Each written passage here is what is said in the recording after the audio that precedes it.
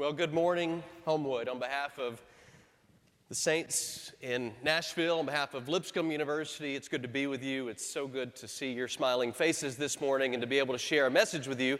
I applaud the announcement that was made earlier and chose to elaborate a little bit more on what it means to sit at the table with Jesus and to think about reconciliation and inclusion and embrace. And so this morning, we'll be talking about the table that is before us. When you think about the table, it's a place where we're invited to belong. I learned that when I was about in 8th grade and then again in 9th grade when my family moved because of my dad's job transfers to a new state. So twice we moved into a completely new area. And one of the most terrifying things as a middle schooler and then a young high schooler is to walk into a high school or middle school cafeteria and not know where to sit. I remember that feeling of walking in and there's this sea of strangers, people you've never seen before, and you're already in that awkward stage of life trying to figure out your way, and you're just looking for a place to sit and to belong. I remember those times walking in early on in a new school, just looking for someone that might extend an open table or an open seat at a table, and then finally finding that place where I could just know when I walk into the cafeteria, here I belonged. I remember those places around the table with my family. Places where we would share in conversation, where we would eat together, where we would play cards or play board games growing up. And now today, it's a lot more chaotic now that I have 4 children around the table. It's mostly chaos around the table because I have kids ranging from 9 months old all the way to 16. So I like to say from diapers to driver's license. So our table is a bit chaotic these days. But the routine that's built in, that's wired into the table, that place where we can come together and receive and to give. And so today I want to talk about the table.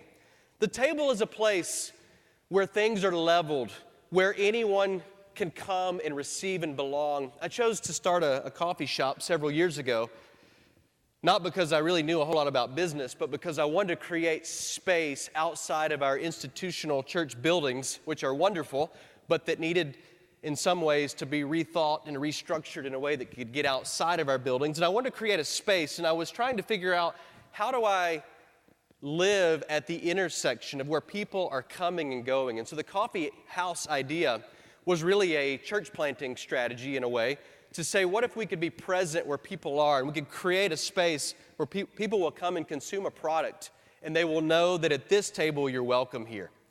So normally on a Sunday morning, right about now, I'm sitting in this space, right across from Lipscomb University or at our Brentwood location, and I'm having conversations with people who are most likely not connected to a religious experience. They're sitting in a coffee house on a Sunday morning. I love being right there to talk about life with them.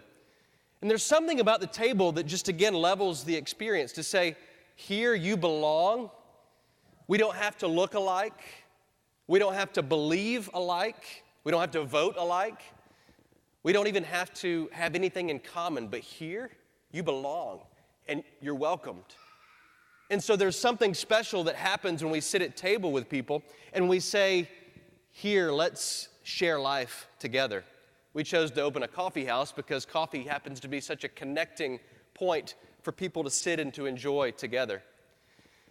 I want to take you into the heart of God around the table today as we consider who God is, the very nature of God, as this morning we're going to look at Him as a shepherd and as a table host. We get a glimpse of this in Psalm 23, a very beloved place in Scripture that we find ourselves often, in which God is described by David, who would have been very familiar, of course, with shepherding language.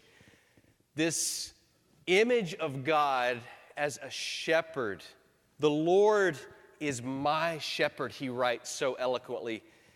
The Lord is a shepherd who rescues. You can assume that if the Lord is a shepherd, that there are sheep who need to be found. And if you look, and I've just kind of summarized Psalm 23 here, if you follow the progression of Psalm 23, there are 10 things here that I believe serve as a model for what Israel was supposed to be, and then a model for what the church is supposed to be in the world today.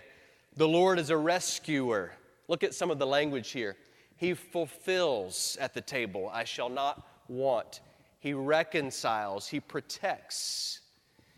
He gives a place of safety. He guides. He is present. He is with, right? He comforts. And what does the shepherd do? He prepares a place, a table, even in the presence of enemies. And at that table where all are invited to belong, the shepherd, who is now a table host, celebrates. This is my beloved. Let's celebrate and enjoy life together. And the beautiful thing about the heart of God that's reflected in Psalm 23 is that it's not just a table where there is a place and where there is a celebration, but then goodness and mercy shall follow me all of my days. This shepherd table host equips and sends out. That is the heart of God at the table. And you know, that is what Israel was supposed to do in the Old Testament. That was the design for Israel as a community. So God forms a community that I believe is now in many ways what the church is supposed to do and to be in the world. That community was to show the world God's nature, what God looked like with skin on. So God forms community and calls them Israel, named after a wrestling match, if you remember in the story of Jacob wrestling an angel. And it just happens to be a coincidence in our English translation, the way we would say Israel. In Hebrew, you'd say it more like Israel, but the way we would say Israel helps me to remember that God's design for Israel was to show the world that His love is real, that it's not some ethereal concept, it's not something just up here, but that what God does in the world is real work and real action that invites people into His presence, that not only invites but goes out to find as a shepherd. So Israel's role in showing that love would be real to the world was to be a shepherd. That was the role. God says, you are to be a light to the world, Isaiah 49. You are to be a light to the Gentiles. You're not a holy country club or an elite group that is here to simply show that you're in and everyone else is out. The purpose for you, Israel, is to be a light, to show what love looks like, and to be a shepherd that goes out and rescues and then brings into the table and celebrates and then equips. That's the role of Israel. But you know, the sad reality, and I think this is a reality we face in the church today, is that Israel did not fulfill that promise very well. In fact, we see this in Ezekiel as God reflects on Israel's role in His story when God offers a scathing, one of the most harsh and scathing rebukes that we see God give is in Ezekiel 34 when God says, "Woe to you, Israel, the shepherds of Israel." Does this sound a lot like Jesus, what Jesus will do when He encounters the religious of His day? Woe to you, because you did not understand the heart of God. And so in the Old Testament, through the prophet Ezekiel, woe to the shepherds of Israel who only take care of themselves, who have come to believe that what I offered was only for you, and you did not open your table. You did not leave a seat for someone else. You only thought of yourselves. And listen to the scathing rebuke here. You, Israel, have not strengthened the weak, or healed the sick, or bound up the injured. You've not brought back the strays or searched for the lost. You didn't fulfill your role. So here's the result of that. Here's the consequence of that. In a broken world, in a world in which I have called you to invite others to the table as a shepherd table host, here's the result. So they were scattered, my people, my sheep, those that I created in my image, Jew, Gentile, those that I love, all my creation, were scattered because there was no shepherd. You did not do what I called you to do in community. There was no shepherd, and when they were scattered, they even became prey. They became food for all the wild animals. Because you did not do what I called you to do, there was anything but reconciliation. There was disaster, and there was danger. And so what does God say? He says, because of that, there was a lack of unity, there was a scattering of the sheep, and here is my rescue plan, Israel. I myself as your creator, as your shepherd, as your table host, I myself will come and I myself will search for my sheep and look after them. You see, this was a prophecy saying that because you didn't do it, I will come into this flesh and blood and I will do it. And that is exactly what Jesus, the Christ, came to do. Look at what the rest of Ezekiel 34 says that I myself, in God's words, will come to do. This is a summary of the rest of Ezekiel 34. I will rescue them. I will gather them. I will pasture them. I will tend to them. I will bind their wounds. I will bless them. I will provide for them. I will break their bondage, and I will be their God. And that is the mission of Jesus as declared all throughout Jesus' 30-plus years in the flesh. That is what Jesus came to do around the table. Notice again the movement. Rescue, gather, pasture, tend, bind, bless, provide, break the bondage, and be present to be their God. And isn't that the role of the church today in living out the story of Jesus, to be present with Jesus in helping to do these very things in the world? That's what reconciliation and embrace and inclusion is all about. And if you look at the story of Jesus, which we could go on and on and on for hours and hours and hours, and one of my favorite things to do each day in a class that I teach at Lipscomb or when I get to teach or preach is to talk about this Jesus whose table just keeps getting bigger and better, whose love continues to know no boundaries and continues to invite and embrace and include this Jesus who sits at table with those the religious can't believe he would dine with.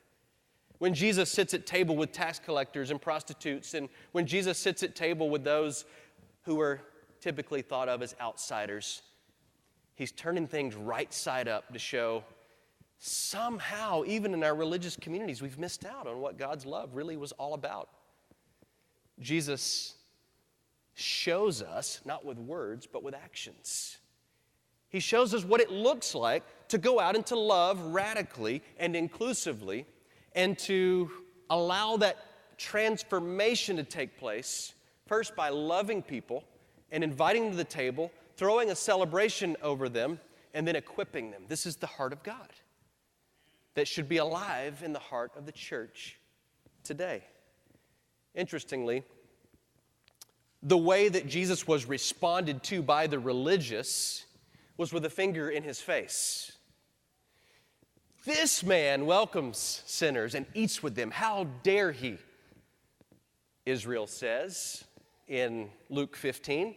How dare this image of God, who calls himself the Son of God, be this inclusive? He not only welcomes sinners, he eats with them at his table. He sits at table with them. He's that close to them. And this is the accusation that is leveled at Jesus, and may this be the accusation that is leveled at us today.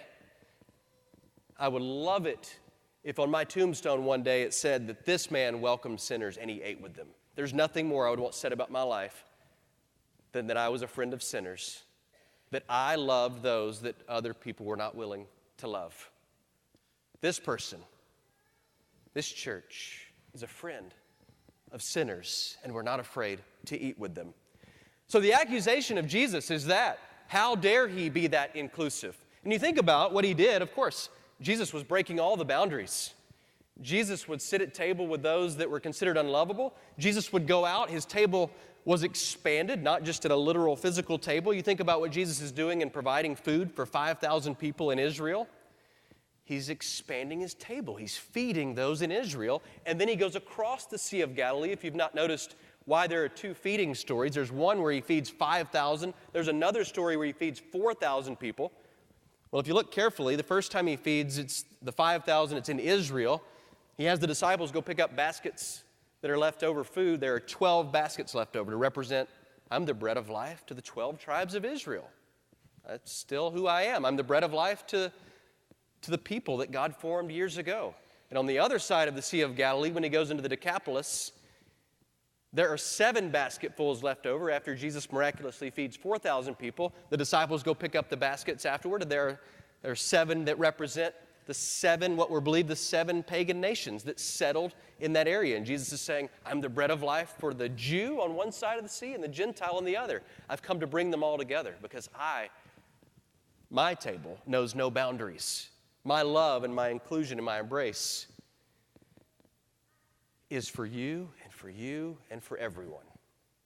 So Jesus' accusation, interestingly, is actually not strong enough because Jesus responds with a series of parables when they say, this man is a friend of sinners and welcomes them. I want you to try to imagine Jesus' first response might be this, although it's not written this way, it's told this way in story. Oh, no, your accusation against me isn't nearly strong enough. I'm not just a friend of sinners.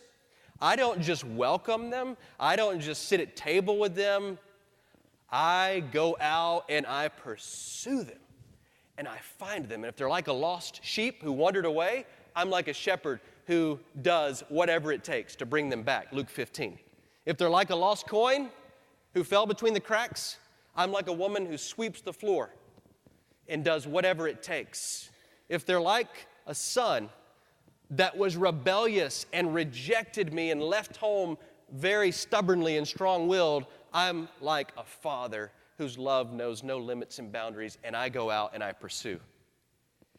If they're like a judgmental person pointing a finger in my face, which that would have been them in this story, I still go out and pursue them, and I invite them back to the table, the parable of the lost sons. And if you notice what these stories have in common, they all are a pursuit that begins with either a shepherd, a woman, or a father going out, bringing back, throwing a party, celebrating, because what was lost is now found.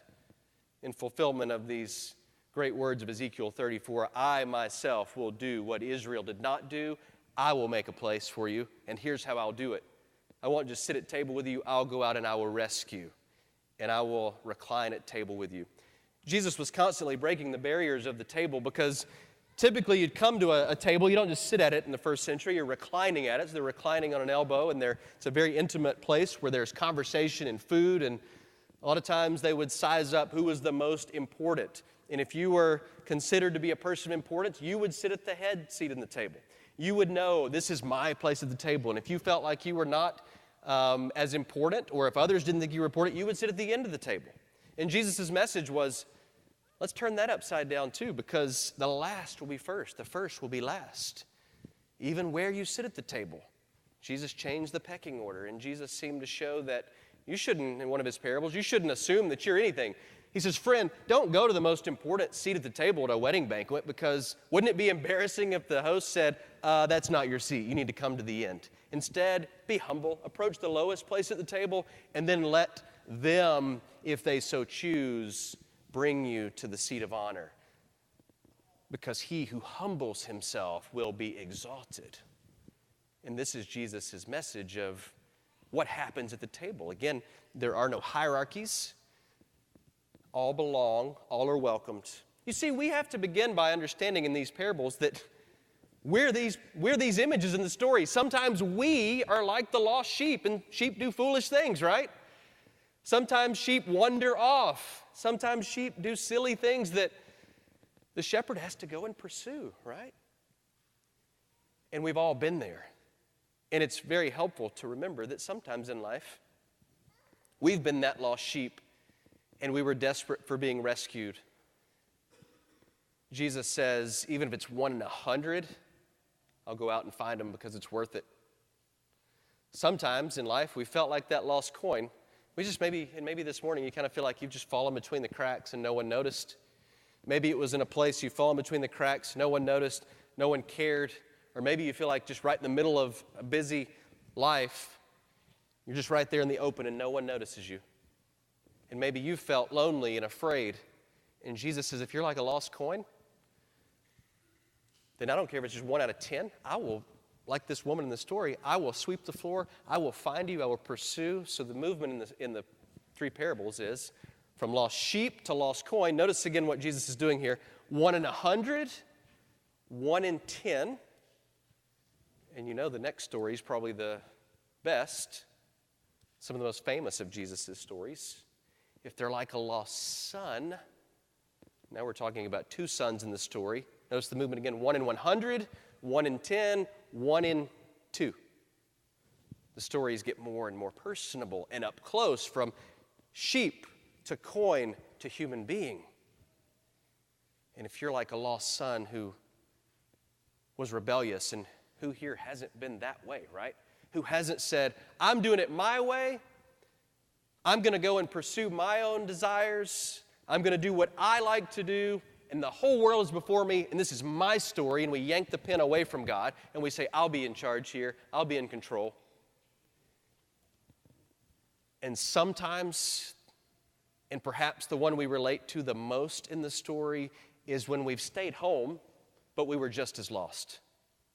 Because we fell into the motions, we fell into the legalism, we fell into the routines of just going to church, or just practicing the things that we think will teach us about God, which are showing up at church on Sunday or a Bible class on Wednesday. And in doing so, we've forgotten our story, we've forgotten the story of God, and we've sometimes become very judgmental.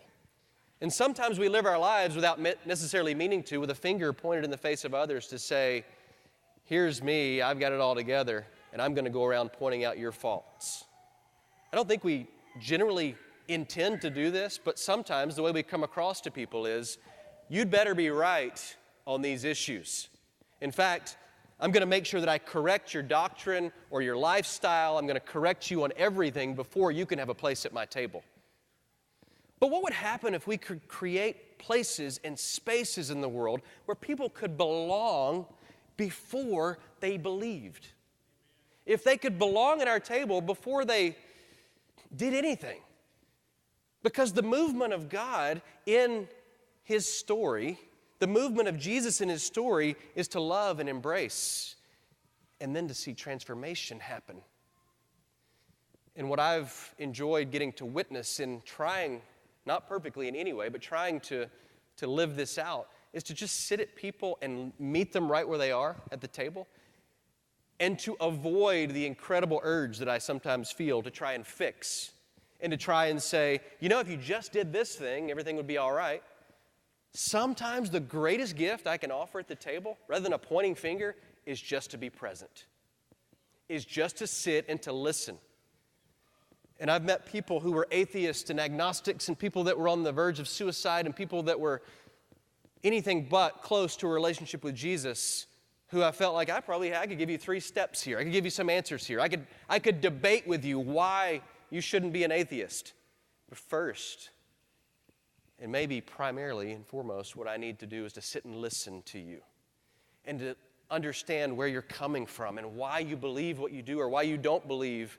And oftentimes it's in that we look people in the eye and we begin to realize that this is why we have the table metaphor, because we have to slow down and we have to take away the pointing finger and instead open up our hands and our hearts.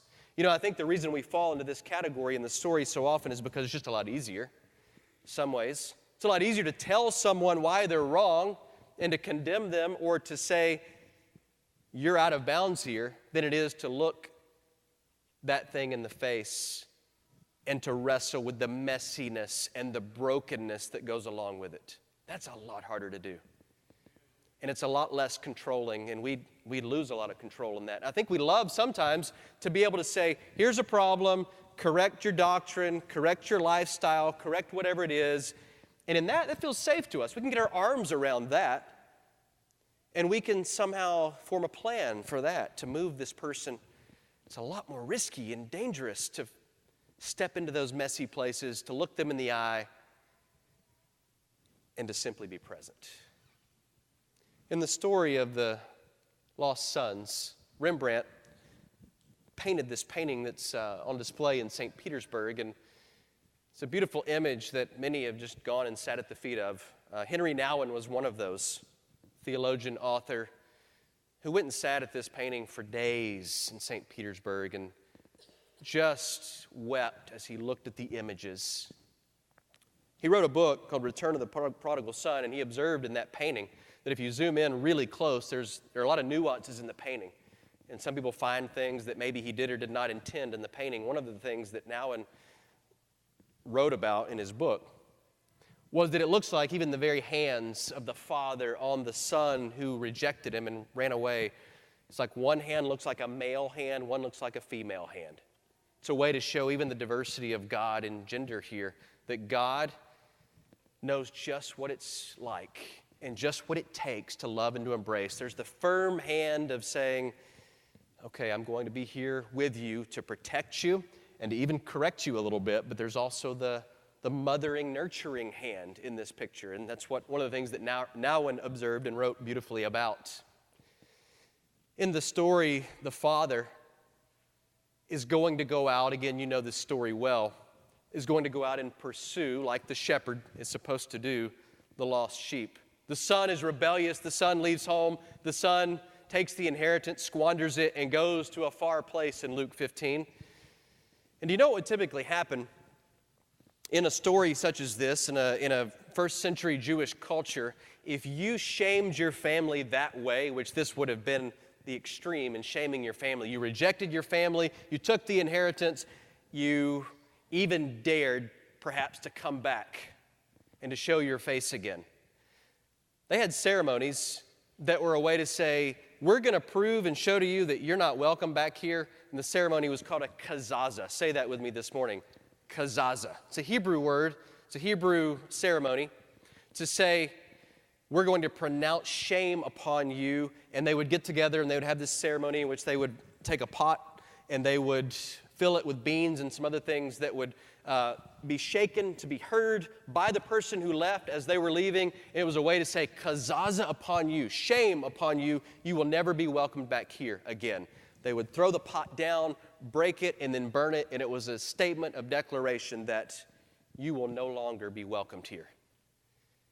And if you go back to the story that Jesus tells of a son who leaves home rebelliously and goes to a faraway place, and when that father who has been searching, who has been looking, perhaps from his front porch every day, spots there in the distance that there's the son, what does he do? He pulls up his royal robes or his fatherly patriarchal robes, and he pursues, and he, very in an undignified way, runs out to where the lost son is. Why is the father going to run and pursue? Yes, it's because there's his son, and he wants to run out there and embrace him. But you know what else he's going to have to do? He has to beat the community who is so ready to pronounce kazaza upon this young man. The father says, oh, no, we're not going to have kazaza today. Today, we're going to have a different kind of embrace. It's going to be one that welcomes you to the table. Kill the fattened calf. Put a ring on his finger. Prepare a table, even in the midst of the enemies here who want to pronounce kazaza, because today it's not going to be kazaza, it's going to be suha. And a suha was a meal in which you were going to have a reconciliation. And in that meal, the offended party could raise a glass to say, when we eat and drink of this today, kind of echoes of communion and what we do today. When we eat and drink of this offense will no longer be spoken of, suha. And what is that father doing in pursuit of that lost son? He is beating a shaming community out to where the son is, throwing his arms around him. And you think about the image of God that's being, Jesus is telling this story to show this is what God is like. He's a father who pursues and embraces and brings back to his table, and that father can't stop hugging him. He can't stop kissing him and reminding him that even though I found you at your worst, I love you. And you have a place at my table. And this party, this ceremony is going to be a reconciliation for all who will come in. But in the story, the older brother refuses to come in. He's standing outside the party, outside the table. And the genius of Jesus' parable, as he's telling it to an audience of those who have just accused him. Remember, the story is told out of the accusation, this man welcomes sinners. The accusation that's not strong enough. Jesus is saying, well, okay, so I even pursue you, is what he's really saying. You're outside the party. What does the father do in the story? The father goes out of the banquet to the son, the older son, who stood in his own judgmental, finger-pointing way outside to say, I have served you all of these years. I have done everything I was supposed to do. And you see another lost figure in the story, a lost son who never left home but did not live his life in joy, and who was just as lost as the son who did. And Jesus says, I'll pursue you. The genius of the story is that the story is left with the tension, with the religious that he's telling it to of, what will this son do? Will he come into the table? Will he come in and enjoy my presence? Will he come in and enjoy the grace and the goodness and the mercy that I want to equip you with? What will the older brother do? And we're left in that tension to say maybe to us today, what will we do? Will we sit at table with Jesus? Will we embrace the mission of Jesus that is calling us to hear these words? Son, daughters, remember this. Everything I have is yours. You've lived with me all this time. Everything I have is yours. So your role, church, is to remember who you are and then to enjoy the goodness and the mercy that I've given you, and then to go out and to overflow it into the lives of others. Jesus says things like, out of the overflow of the heart, the mouth speaks. What we get to do in the world is to overflow. What we've experienced and received, we reach back out to those and offer the table to others. Everything I have is yours, the father says to the other lost son. And again, if you notice the movement in the stories, 1 in 100, 1 in 10, 1 in 2, and now you might say 2 in 2. We all can relate to these stories of needing a place at his table. But what have we done in that overflow with that message that we've been called to do? Sometimes we focused it so internally. Sometimes we've led ourselves to believe that, well, it's about getting things right in here. It's about inviting people out there into our church building, and maybe the preacher will say something that'll be meaningful to them. Sometimes we've gone into the world very, again, condemning, judgmental, and we've just gone out to be a person who will just declare the truth to everyone at all costs, and we will point fingers, and we will try to correct people. We'll hold up our signs, and we'll let the world know what we really believe. In this particular, is a real picture of a guy that decided to point back at a street preacher, and he just held his finger in his face back the whole time to see what would happen.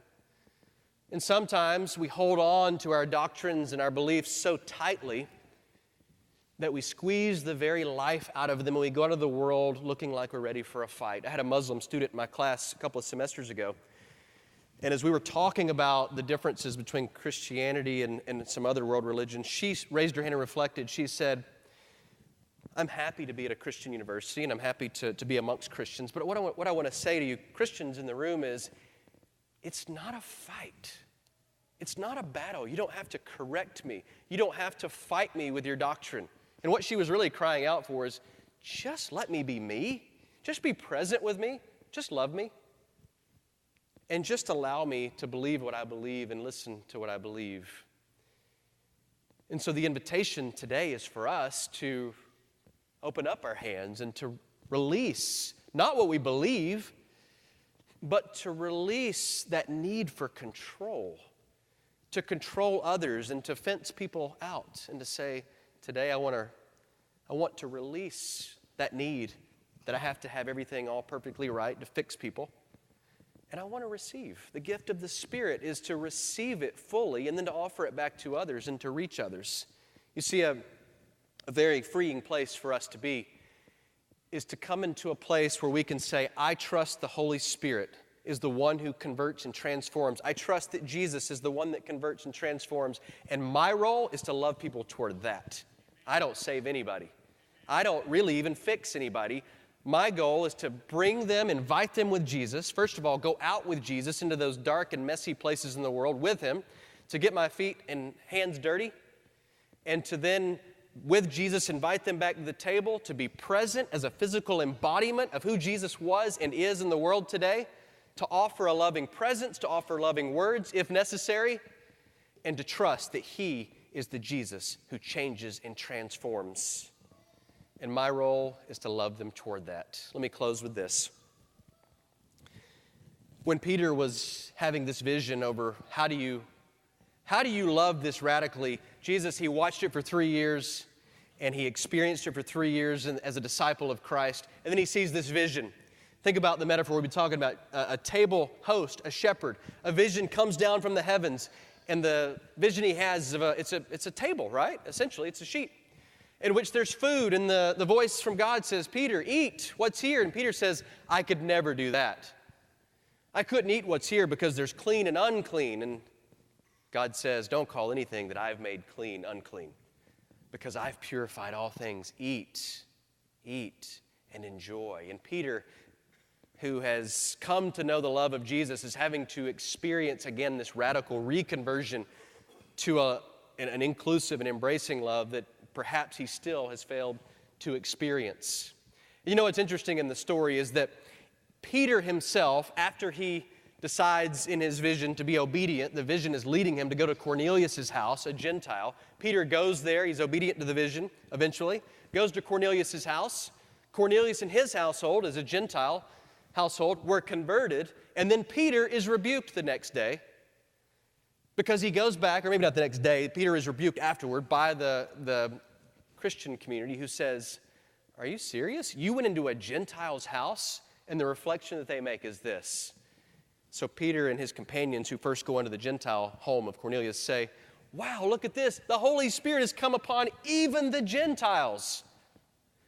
And then when the Christians reflect on this and they first rebuke him, they say, okay, we see that this is a story in which God worked. We saw Cornelius' household converted and come to know faith. And they say then, okay, so then God granted, notice again, even the Gentiles. They're still shocked. Even the Gentiles. And I wonder if we were to fill in this blank today, who would we have the most difficult time believing that God would be present with and call us to be present with? Even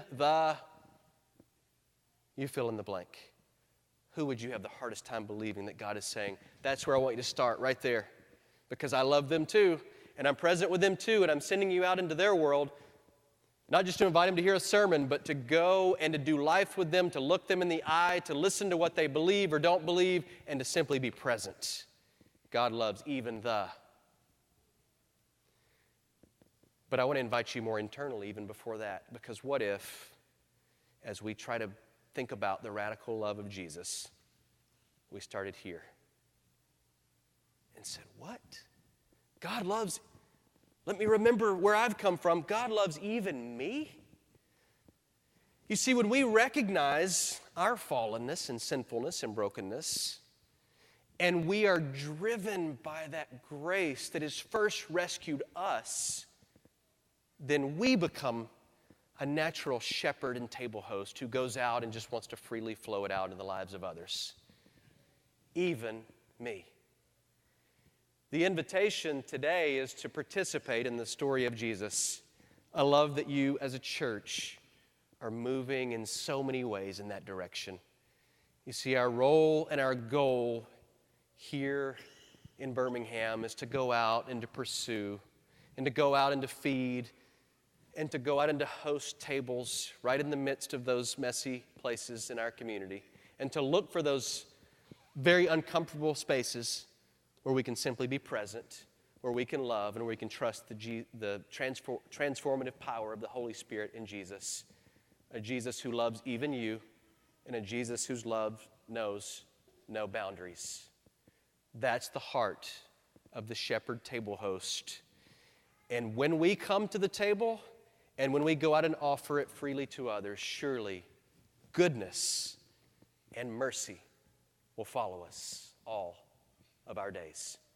If today you felt like a lost sheep or a lost coin, a lost rebellious brother or a lost judgmental brother, the invitation is for you to say, come to the table, enjoy the feast, and to know that you are being pursued by the radical grace and love of Jesus. No one has gone too far. No one has fallen too far. You are welcome at his table. Won't you come and experience the feast of God? If today you need someone to talk to, if today you need community, the shepherds of this church and those who participate in this church are here to welcome you with wide open arms, whether that be you coming forward at a song we're going to sing or meeting with some who will be gathered in this room back over here. The invitation is to come to the table. Let's stand and sing. How beautiful the hands that served the wine and the bread and the sons of the earth. How beautiful the feet that walked the long dusty road and the hill to the cross. How beautiful,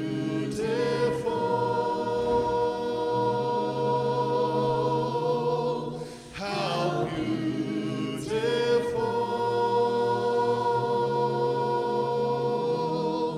how beautiful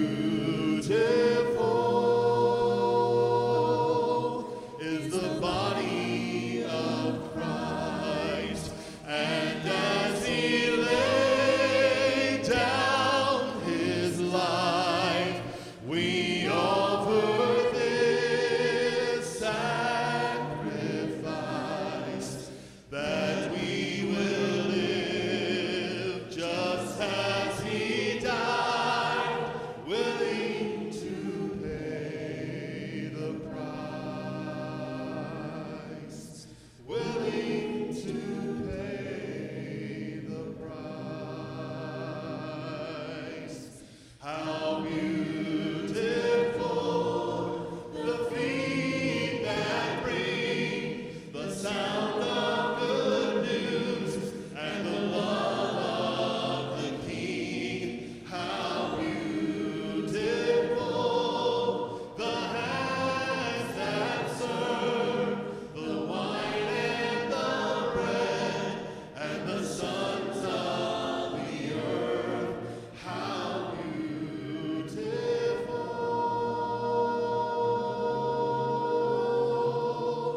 how beautiful,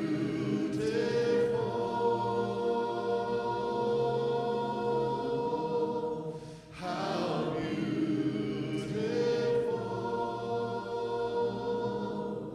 is the body of Christ. Thank you so much for being here with us this morning, Rob. Welcome, and thank you for a wonderful job. Great lesson this morning.